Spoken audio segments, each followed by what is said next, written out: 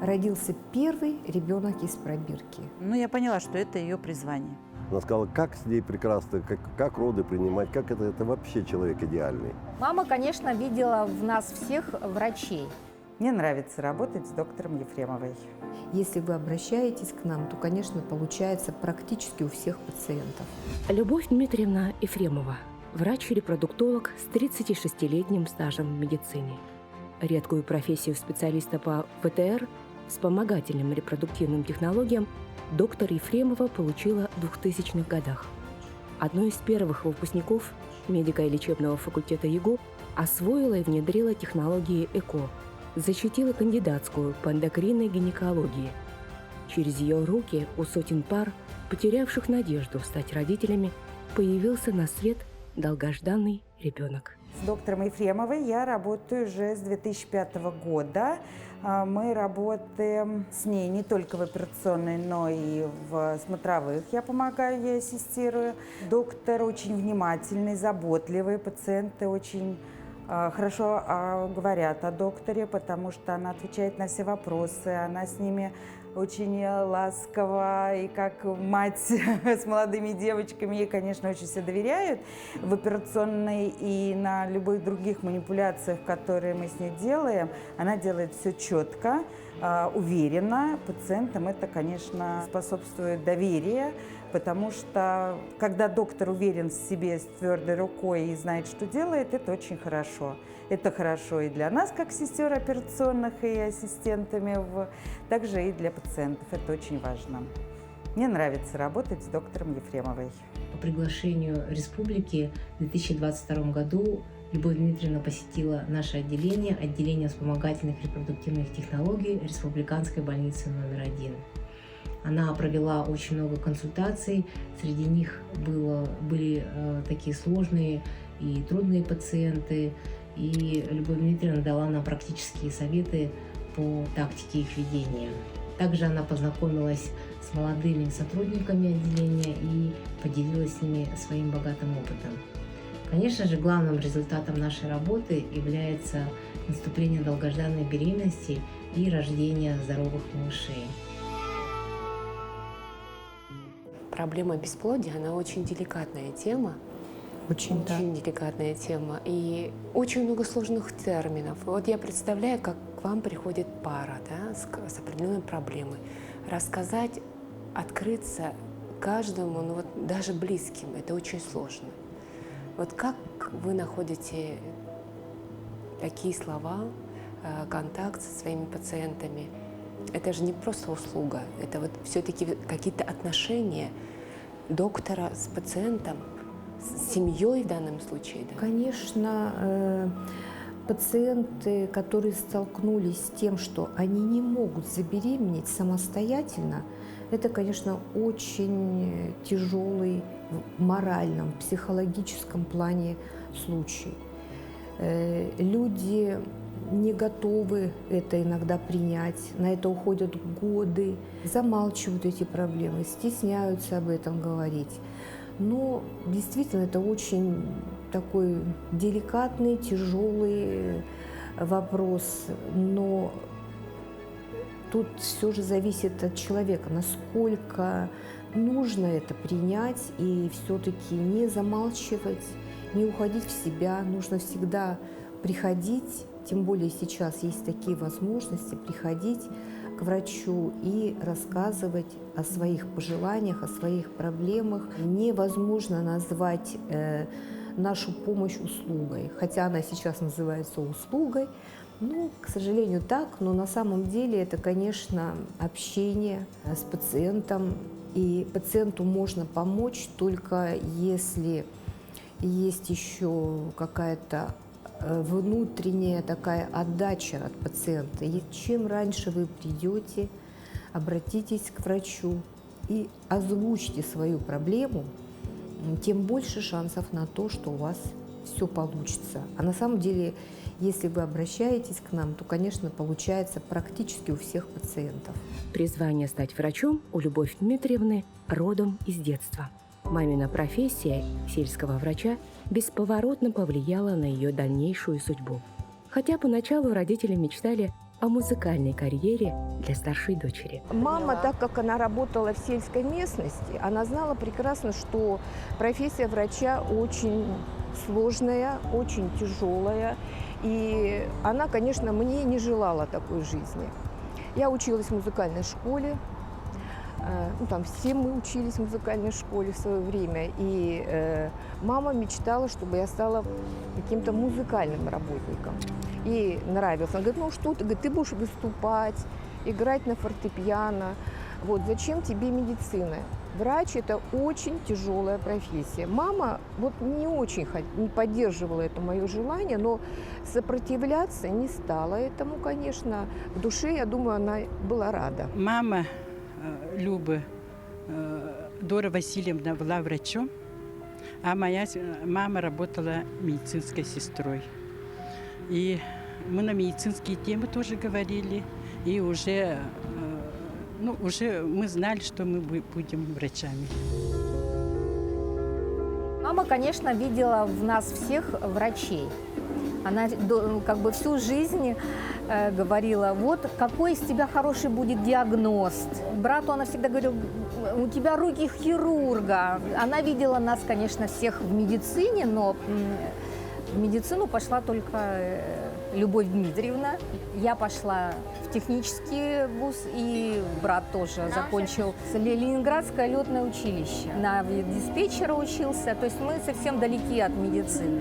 Мамин авторитет, даже соседи думали, что у нас вся эта семья медиков. Мои родители, во-первых, папа родом из Амги, из Амгинского улуса. Мама родом из Татинского улуса. Учились они вместе, они одноклассники. Далее они поступили в высшее учебное заведение. Мама в Иркутский медицинский институт, папа тогда называлась это Академия народного хозяйства, а сейчас Плехановская академия, да, как-то так называется. А закончила она ординатуру в Москве. Вот, и после окончания института, ординатуры, она вернулась работать в Якутск. Мама работала в Якутске, городской больнице врачом-фтизиатром, а папа работал уже в Якутске тогда. Начинал он свою работу инженером, экономистом, у него экономическое образование в Мекино-Кангаласах. Потом он стал секретарем Якутского горкома комсомола. И вот с мамой они встретились уже как бывшие одноклассники в Якутске, с дипломами, уже работающие, и создали семью. А вы давно были в Сугачах? Я была очень давно, но мы всегда связь поддерживаем, там остались у нас знакомые, друзья. Недавно открыли в музее, сделали экспозицию, посвященную деду Семену и моему отцу. Вот, то есть это очень, конечно, добрые очень люди. Вот. Мы когда лето там проводили, для нас это был как праздник. Мы ехали всегда к бабушке с радостью, потому что мы знали, что нас там ждут, нас там любят, нам рады. Мы всегда играли с детьми, купались в реке, собирали ягоды, собирали лук. Как раз в это время он поспевал. Ходили купаться на речку, ездили на Амгу, там недалеко Амга. Вот, ездили туда. Ну, в общем, мы прекрасно там все лето проводили. Люба. Она, во-первых, старше меня всего лишь на 3 года, но получается так, что у меня был младший брат, вот, и мы с ним больше общались, и мы в семье были как малыши. То есть она была на позицию выше нас всегда. То есть она была старше, и у нее была какая-то своя взрослая жизнь, а мы были очень маленькие. И поэтому для нас она вот такой авторитет была. Вот. То есть мы ее слушались беспрекословно. То есть для нас она была старшая сестра. Дедушка Любовь Дмитриевна, Ефремов Семен Петрович. Во время войны в 1942 году работал председателем колхоза. Когда начался голод, он забил без разрешения несколько скотов колхоза и продал в городе. И на эти вырученные деньги они купили муку и раздали колхозникам. Этим он спас деревню от голода. И по доносу он был заключен и репрессирован. Потом сын Дмитрий Семенович в 1972 году добился реабилитации отца. Поэтому семья Ефремовых в нашем наследии очень уважаемые люди. Родители наши были постоянно в работе. Мы их очень редко видели. Папа был в разъездах каких-то, в командировках. Мама в больнице пропадала, дежурила. Вот. Но мы всегда видели, что родители любят друг друга, любят нас. И они работают, они трудятся, они стараются помогать и людям, и, в общем, добросовестно делать свою работу. Нас этому вот так вот не говорили, что надо вот так делать. Мы это видели просто. И, наверное, переняли это. Любочка, конечно, дочка своих родителей. То есть вот это сохранение памяти, верность своему вот роду, память о своих родственниках, о своих родных, это очень важно. Мы всегда встречаемся, обязательно вспоминаем родителей. И у нее в комнате дома висит обязательно портрет мамы и папы. Уже с 5-го курса студентка Люба Ефремова из династии медиков совмещала учебу в университете с работой операционной медсестры в отделении гинекологии Якутской городской больницы. Люба работала медсестрой операционной. И когда возникал вопрос об операции, она очень легко справлялась и разворачивала операционную. Не надо было даже помощника вызывать. Она хорошо справлялась, она грамотная девочка была и серьезная. Я очень быстро научилась вот этим гинекологическим операциям на придатках. Это маточные трубы. Внематочных беременностей очень много было тогда. Практически каждую ночь у нас работала операционная. И когда я закончила институт, я, в общем-то, в полном объеме могла оказывать экстренную гинекологическую помощь. И вот когда работала в гинекологии, там работал прекрасный коллектив.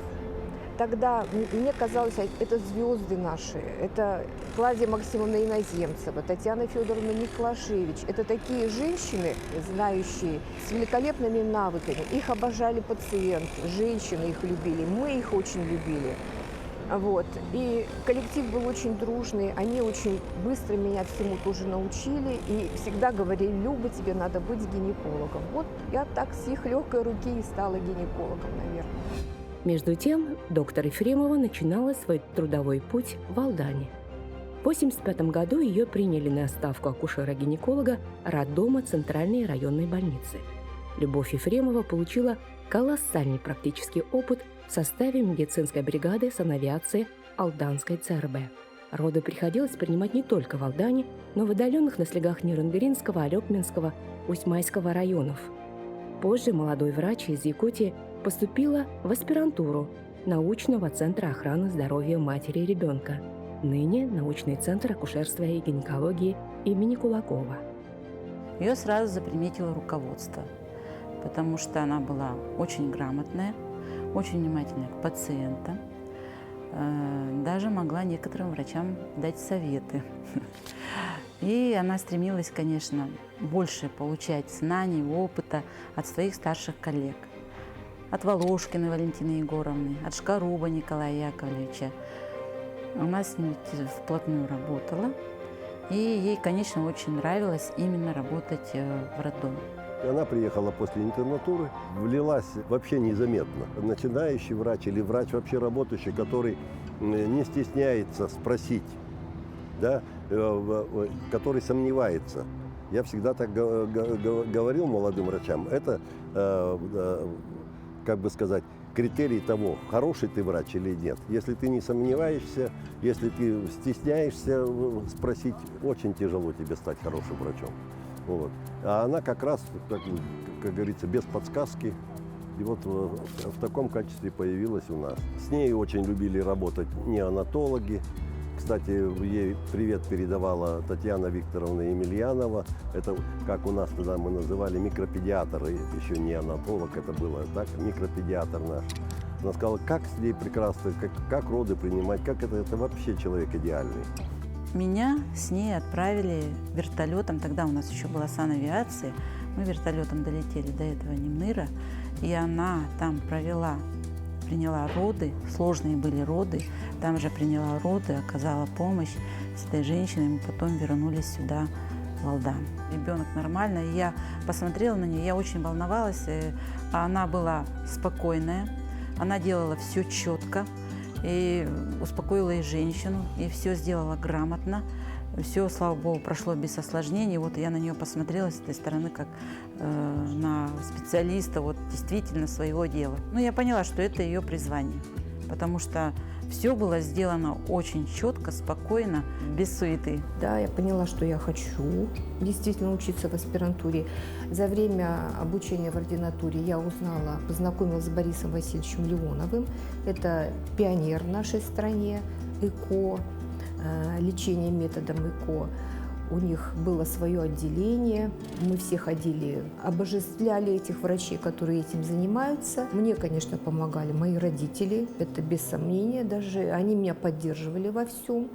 И в то же время вот Анатолий Александрович Кожевников, они тоже меня поддержали. Когда они узнали, что я поступила в аспирантуру, они, несмотря на то, что я обещала вернуться, они были рады, и они меня поддерживали. Летом на каникулах я приезжала в Алдан, работала, вот, и на те деньги, которые я зарабатывала, я могла жить следующий год и учиться. Она приехала сюда поступать уже в аспирантуру. И мама моя приняла активное участие в ее поступлении, в ее обучении и давала ей какие-то темы, проекты, говорила, что вот, Люба, давай вот над этим подумаем, может быть, это будет интересно. В общем, моя мама, она, так сказать, очень близко и тепло воспринимала Любу. А все это, конечно, уходит корнями далеко в прошлые годы, когда наши родители, моя мама Тамара Ивановна и Любина мама Дора Васильевна, учились в институте туберкулеза, сейчас он называется институт фтизиатрии. Мы с Любой старались тоже вот сохранить эту традицию дружбы и тоже с ней очень в теплых, хороших отношениях. Я только, когда она уехала в Москву уже, узнал, что у нее мама врач, папа довольно значимый человек, тем более для Алданского района, он был заместителем у Тараса Гавриловича Десяткина. И ведь они в тот момент могли вмешаться, позвонить где там, как бы я отказал тому же Тарасу Гавриловичу. Никто, ничего. То есть это было принципиально ее решение, сама пошла, сама добилась и пошла дальше. Я всегда за таких людей радуюсь. Во время ночного дежурства, когда женщину приняли, ждем развития, как развивается у нее родовая деятельность, в это время я обычно читала журналы акушерства и гинекологии. Это был 1987 год. Открываю, и там статья о том, что в Советском Союзе в Центре охраны здоровья матери и ребенка родился первый ребенок из пробирки. Для меня это было... это что-то было необычное, это какое-то космическое такое событие. Я никак не могла понять, что значит из пробирки, как это. И дальше идет рассказ о том, что в Англии такой ребенок родился 10 лет назад. И вот была фотография Бориса Васильевича Леонова, его команды, они стояли с этим маленьким ребенком. И вау, это был просто вау-эффект, вот по моему восприятию. С этого момента, мне кажется, я потеряла покой. Мне хотелось увидеть этих людей, которые сделали такое чудо. Просто на них посмотреть издалека. И как-то понять вообще этот процесс, как это вообще произошло, что ребенок родился из пробирки. И с этого момента, мне кажется, в тот момент я даже не представляла, что я буду работать в этой сфере. Даже об этом не могла мечтать и допустить, что я к такому сверхъестественному процессу могу быть приближена.